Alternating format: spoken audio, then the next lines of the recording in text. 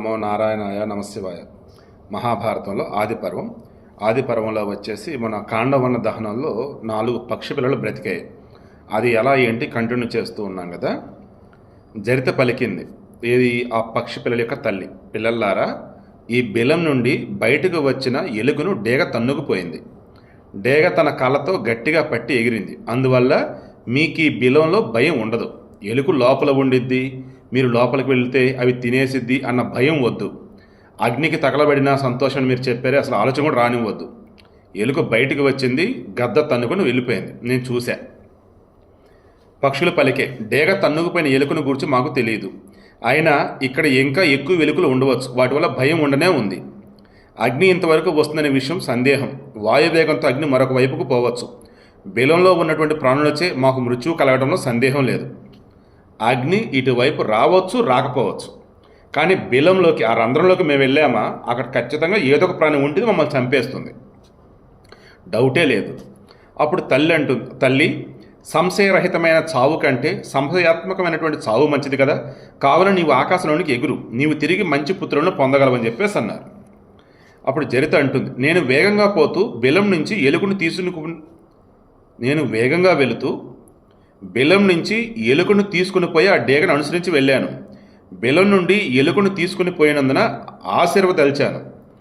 శేనరాజా, మాకు శత్రువుని ఎలుకను తీసుకుని పోతూ ఉన్నందున నీకు స్వర్గప్రాప్తి కలిగి శత్రువులు లేనివాడవై బంగారు శరీరం కలవాడు అవుతావు. అప్పుడు ఆ డేగ ఎలుకను తినివేసింది. పిమ్మట ఆ డేగకు వీడ్కోలు చెప్పి తిరిగి ఇంటికి వచ్చాను. పిల్లలారా, బిలంలో ప్రవేశించండి, నిస్సంశయంగా మీకు భయం లేదు. నేను చూస్తుండగానే డేగ ఎలుకను చంపింది.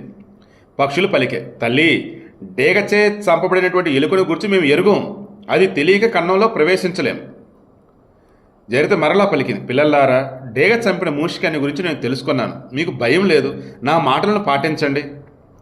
మరలా పిల్లలు అంటున్నాయి, నీవు అసత్య వృత్తంతో మమ్మల్ని భయం నుంచి దూరం చేయాలని ప్రయత్నం చేయవద్దు. సందిగ్ధ కార్యాలు చేయడం బుద్ధిమంతుల పని కాదు. అమ్మా, నువ్వు ఎన్నైనా చెప్పమ్మా, డౌట్గా ఉన్నాయి చేయకూడదమ్మా అని ఆ పిల్లలు అంటున్నాయి. నీకు ఉపకారం చేయలేదు, ముందు మేమెవరమో కూడా నీకు తెలియదు, ఈ విషయం నీవు గుర్తించలేదు, నీవు కష్టాలను సహించి ఎందుకు మమ్మల్ని రక్షించాలి అని తలంచావు. నీవు మాకు ఏమవుతావు, మేము నీకేమవుతాం? అమ్మా, నీవు యవనంలో ఉండి చూడముచ్చటగా ఉన్నావు, పతిని అన్వేషించడంలో సమర్థురాలివి, నీవు నీ పతిని అనుసరించు. మేము అగ్నిలో పడి దగ్ధులమై ఉత్తమ లోకాలను పొందుతాం. మేము ఒకవేళ అగ్నిలో దహనం కాకుంటే నీవు మా దగ్గరకు రా. పిల్లల మాటలను విన్నటువంటి జరిత వేగంగా కాండవనాన్ని వీడి అగ్ని చొరబడిని కుశలమైనటువంటి ప్రదేశానికి చేరింది.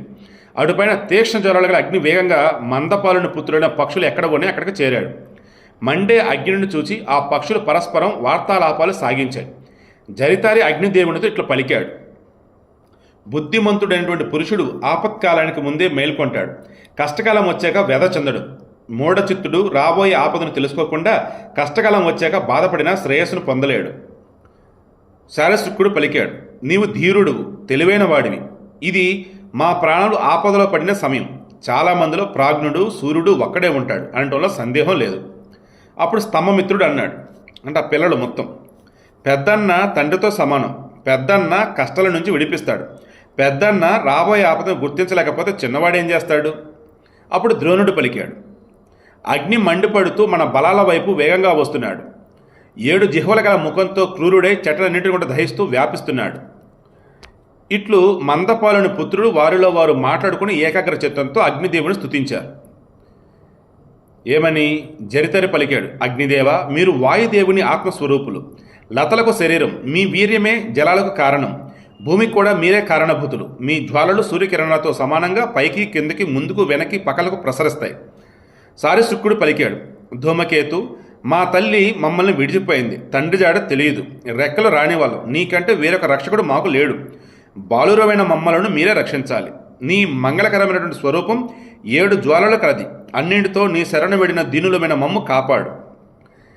అప్పుడు అగ్నిని మరల ప్రార్థిస్తున్నారు, అగ్ని, మీరొక్కరే అన్ని చోట్ల తప్పిస్తున్నారు. దేవా, సూర్యకిరణాలలోని తప్పించే శక్తి మీరే. హవ్యవాహన, మేము చిన్న చిన్న ఋషులం, మమ్ము రక్షించండి, మా నుంచి దూరానికి తొలగండి. అప్పుడు మరలా స్తంభమిత్రుడు పలికాడు, నీవొక్కడవే సర్వస్వం, నీవు సమస్త జగత్తుకు అధిష్టాతవు, భూతాల్ని నీవే పాలిస్తున్నావు, జగత్తును పరిపాలిస్తూ భారం మోస్తున్నావు. నీవు అగ్నివి, హవ్యం తీసుకుని పోయేవాడు, శ్రేష్టమైన హవిస్సువు నీవే. శ్రేష్ఠ పురుషులు నిన్ను అనేక రూపాలతోనూ ఏకరూపంతోనూ కూడా భావిస్తారు. అగ్ని 3 లోకాలను సృజించి తగిన సమయంలో దహించి సంహరిస్తున్నావు. సమస్త లోకానికి నీవే ఉత్పత్తి స్థానం, నీవే లయస్థానం అవుతున్నావు. అప్పుడు మరలా ఆ పిల్లలు ఇంకో పిల్లడు ద్రోణుడు పలికాడు, జగత్పతి, నీవు ప్రాణుల శరీరాల్లో ఉండి ప్రాణులు తిన్న అన్నాన్ని సదా పచనం చేస్తున్నావు. నీ యందే విశ్వం సుప్రతిష్ఠితం.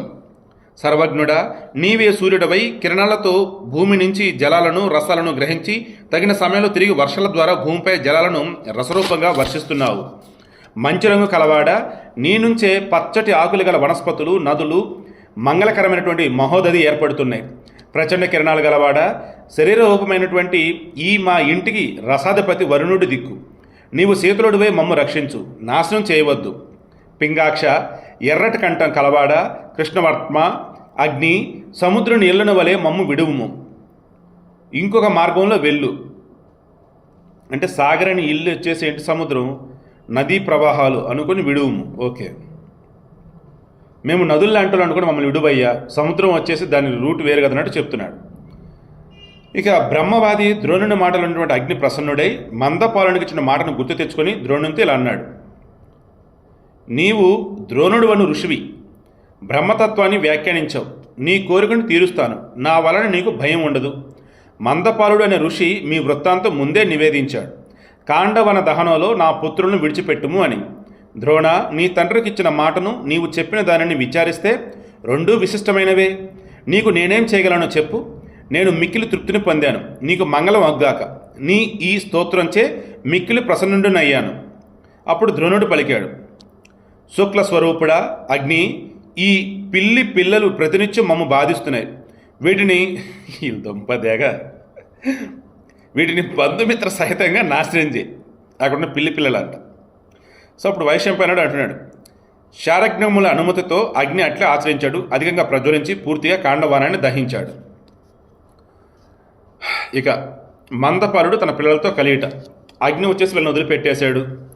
ఇక వాటి నెక్స్ట్ వైశంపాయనుడు చెబుతున్నాడు, జనమేజయ, మందపాలుడు కూడా తన పుత్రులను గురించి చింతించాడు. వారి సంరక్షణ కోసం అగ్నిని ప్రార్థించినా అతనికి శాంతి లభించలేదు. పుత్రుల కోసం పరితపిస్తూనే లభితతో ఇలా అన్నాడు, లభిత, నా పుత్రులు తమ గోళ్ళల్లో ఎలా పరిరక్షింపబడతారో. అగ్ని ప్రజ్వలించి వాయువు శీఘ్రంగా వస్తుంటే ఆ సమయంలో నా కుమారులు అగ్ని నుండి రక్షించుకోలేని వారవుతారు. వారి తల్లి దీనురాలై స్వయంగా వారిని రక్షించడంలో అసమర్థురాలై పుత్రుల సంరక్షణ చేయలేక శోకార్తురాలు అవుతుంది. నా పిల్లలు ఎగరలేరు, రెక్కలు తపతపలాడించే శక్తి ఇంకా రాలేదు. వారి అవస్థను చూచి తప్పించి ఆక్రోశిస్తూ నలువైపుల పరుగులు తీసి ఉంటుంది. నా జ్యేష్ఠపుత్రుడు జరితారి ఎట్లుండెనో, సారశృకుడు స్తంభమిత్రుడు ద్రోణుడు ఎట్లున్నారో, దీనురాలైనటువంటి జరిత ఏ బాధపడుతుందో. మందపాల ఋషి ఈ ప్రకారంగా కాండవనంలో విలపిస్తుంటే లభిత అసూయతో ఇలా బదులు పలికింది, నీకు పుత్రులను చూడాలనే చింత అవసరం లేదు. తేజస్సులు వీర్యవంతులైనటువంటి ఏ ఋషుల పేర్లు నీ పిల్లలకు పెట్టావో వారి మహిమచే నీ పుత్రులకు కొంచెమైనా భయం లేదు. నా సన్నిధిలో నీచ అగ్నిదేవునికి స్వయంగా పుత్రులు అర్పించబడ్డారు.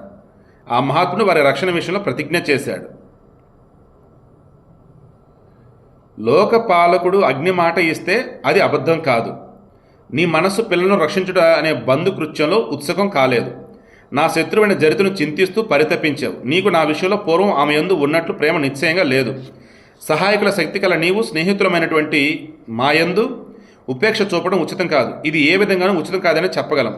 నీవు ఏ జరిత కోసం బాధపడుతున్నావో ఆమె వద్దకే వెళ్ళు. నేను కూడా దుష్టుని ఆశ్రయించిన స్త్రీ వలె ఒక్కతనే చరిస్తాను. సరిపోయింది, నువ్వు నీ పిల్లల కోసం కాదురా నాయన, జరిత కోసం కూడా అల్లలాడిపోతావు అని చెప్పేసి ఆ లభిత అనే ఒక పక్షి ఇది చేసేసి ఆమె కూడా అక్కడి నుంచి వెళ్ళిపోయింది. వాటిని రేపు డిస్కస్ చేద్దాం.